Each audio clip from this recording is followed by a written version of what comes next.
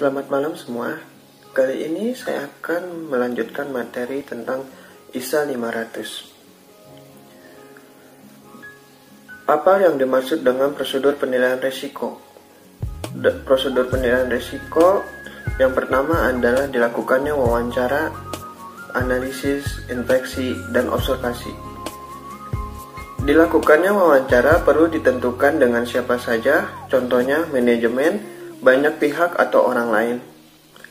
Dalam good corporate governance, diskusi mengenai pengendalian di dalam perusahaan seperti apa pengawasannya, jika ada error atau fraud, diketahui adanya kecurangan atau tidak. Analisis. Dalam menganalisis, atas data informasi yang diperoleh, perlu dilakukan perbandingan dengan membuat ekspektasi. Contohnya, membandingkan jumlah atau rasio-rasio yang diekspektasikan dengan realisasinya. Seperti membandingkan nilai penjualan dan dengan laba yang diperoleh oleh perusahaan. Contohnya, rasio penjualan yang diekspektasikan berjumlah 3, lalu realisasinya berjumlah 1. Maka perlu dicari tahu mengapa hal itu terjadi dan apa perbedaan dalam jumlah tersebut. Observasi adalah kegiatan untuk melihat secara fisik saja dengan beberapa objek bangunan ataupun hanya melihat sekejap saja bagaimana kegiatan operasinya. Etika dalam bekerja.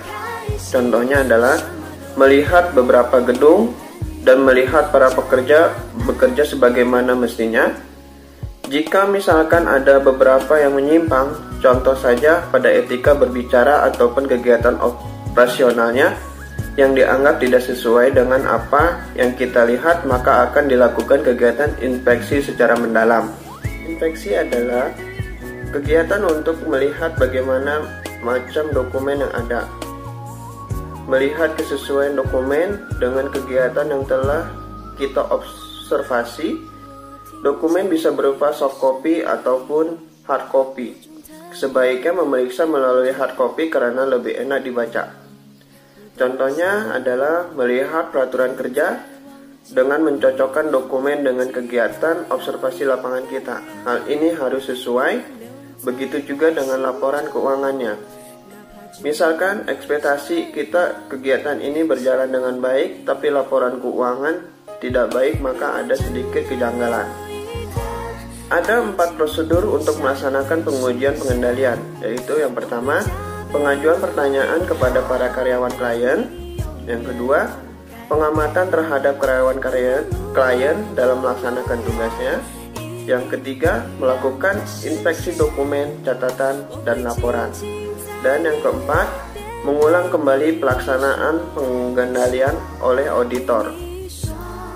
Contohnya, pengujian pengendalian terhadap dipengaruhi langsung oleh tingkat risiko pengendalian yang ditetapkan yang telah direncanakan oleh auditor.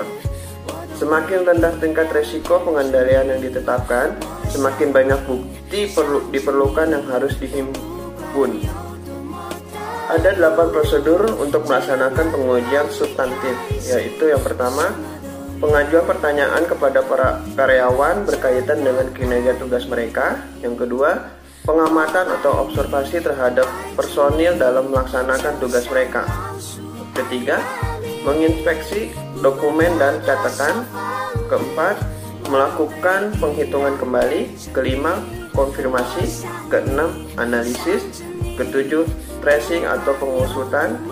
Kedelapan, coaching atau penelusuran. Saya akan menjelaskan tentang resiko bawaan, resiko pengendalian, dan resiko deteksi, dan hubungan antara ketiganya. Resiko bawaan. Kerentanan suatu pernyataan tentang kelas dari transaksi, saldo akun atau pengungkapan salah saji yang bersifat material secara terpisah atau secara tergabung dengan salah saji lainnya.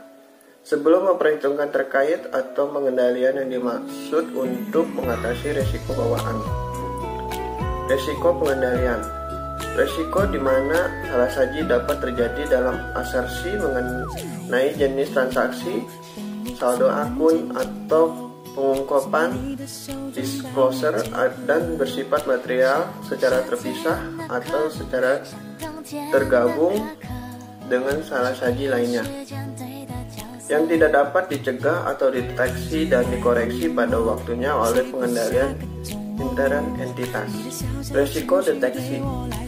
Resiko bahwa prosedur yang dilakukan oleh auditor untuk mengurangi resiko ke tingkat rendah yang dapat diterima tidak akan mendeteksi kesalahan penyajian yang ada dan yang dapat menjadi salah, baik secara individual atau jika digabungkan dengan salah saji lainnya.